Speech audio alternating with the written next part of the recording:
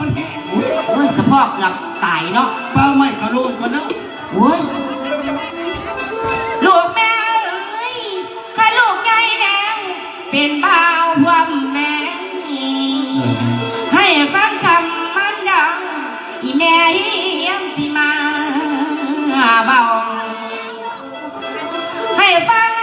คำมันด่าตามสายชนเอ้ยให้พังแม่โอ้ยได้หนอนั้นคนอยากให้บอกคือบ้านนั้นหมูเขาดีขึ้นมาแม่อังเอามันเอาอังในหัวใจลูกหลาน พอไปใส่กับแม่ ลูกข้าแม่เอ้ยพากระตายโน่นนี่ป่าตั้งแต่ยังโนแม่คิดมาแม่กระเช้าล้นลูกแม่นี่คอยว่าสาเดียงสายตาลือมาจนว่าไงลูกหลานแม่เป็นยังคือพอแบบนี้คือมองคือไง โอ้ยเด้น้อยเด้เป็นนาลูกน้อยเด้เป็นนาลูกน้อยที่โอ้ยเบาว่าจังเลยกันว่าพ่อจังเจ้าบ่ได้เงินโน้ตตายปังลูกหลาน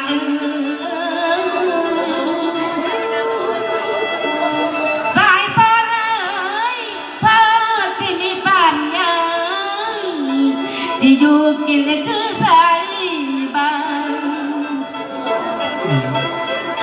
แม่บอกมีความตานน้ำตาไหลเอ้ยกันเลย แม่บ่ต้องห้องต้องให้ลูกเป็น สายทนเอ้ยคิดถึงเขาตั้งก่อนกี่มีพ่อเจ้าอยู่ด้วยเขานั่นได้อยู่ดี ใส่สู้น้ำตาสิออกกับแม่ได้ ป่าดีชีดานวลดอกบานนวลว่ามีกินพี่น้องเออโอ้ยแดงหนูเขาที่กินแต่ละมือเงินที่ซื้อแม่บ่มีเหตุมันเป็นจังที่แม่นี่ถูกรู้ใจร้ายลูกหลาน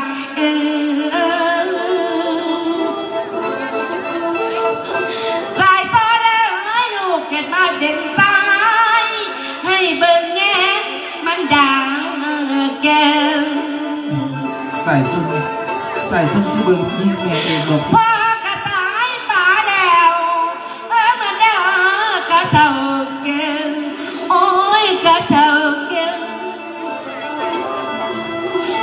ยามแม่เจ็บแม่มันไปบ่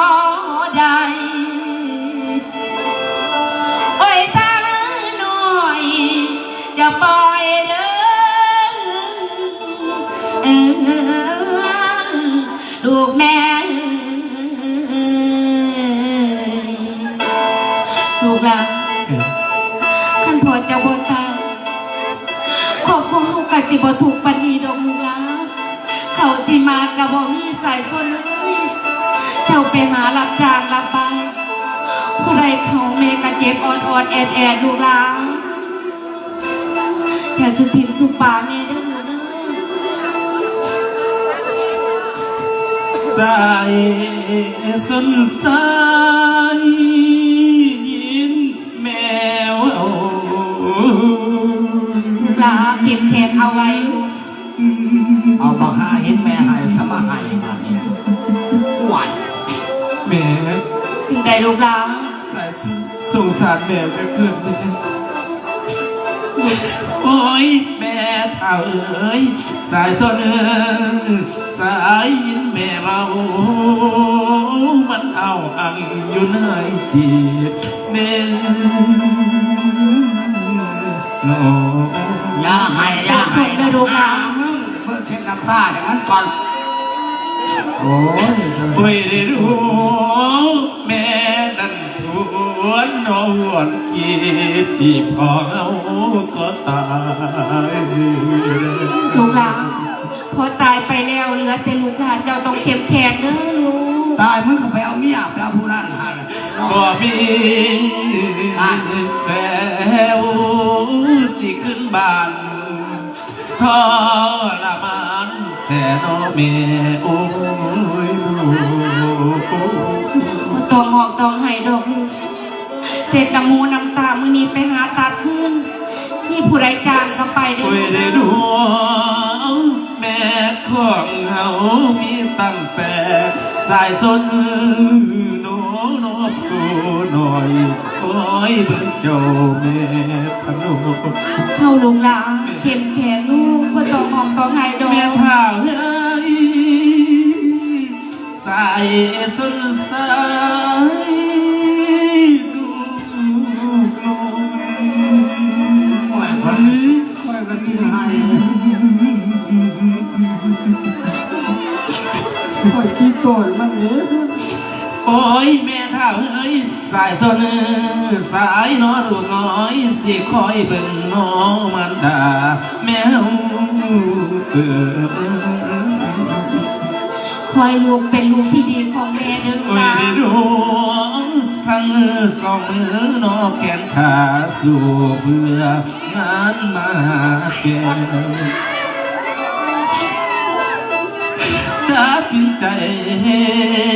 นอสาแล้วสิลางทางผู้เป็นแม่โอ้ยโอ้ ไปใส่ลูกหลาน โอ้ยได้น้องเพื่อไปหาน้องนับจากโอ้ยเมืองกวงบอนจะเดิน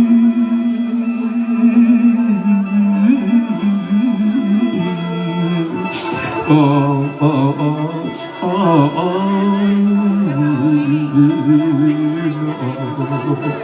ลูกหลานเสร็จน้ำหูน้ำตาซะมันเกิดมาความถูกข์ความยาก สาย ลูกก็ต้องให้เป็นธรรมดามาจากไหนลูก ถึงว่าแม่สิบ่มีพ่อแต่ว่าสายสุดคนนี้สิขอเบิ่งแย่งแม่ไปตลอดแม่เลี้ยงสายส้นแต่น้อยจนยัง แม่น ปัดสายส้นใหญ่เดียวสิขอเลี้ยงแม่ต่อบุญแทนคุณ